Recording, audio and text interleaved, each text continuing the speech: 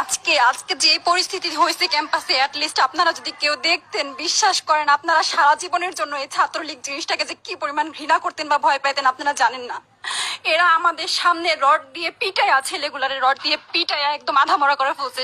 তারা এসে আমাদের পেছনে লুকাইছে, আমাদের বোরকার পেছনে, আমাদের ওড়নার পেছনে লুকায় বলে, আপু আমাদের একটু লুকায় রাখেন, আমাদের ওরা মাইরা ফেলবে, আমাদের বাঁচান আপু বাঁচান। আমরা তাদের ওড়না দিয়ে বোরকা দিয়ে লুকায় রাখছি, সেইখান থেকে আমাদের ধাক্কা দিয়ে ফেলে দিয়ে তাদের বের করে আবার মাথায় রড দিয়ে মারছে।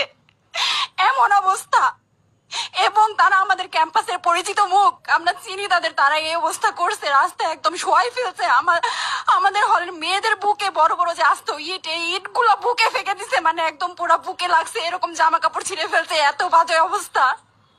অথচ আমার ব্যাচমেট, আমরা যাদের সাথে ক্লাস করি, একসাথে বসি, আমি তাদের একটা কথা বলতে দেখি না এগুলো নিয়ে, একটা কথা না। এবং তাদের নিউজ ফিডে গেলে দেখবেন তারা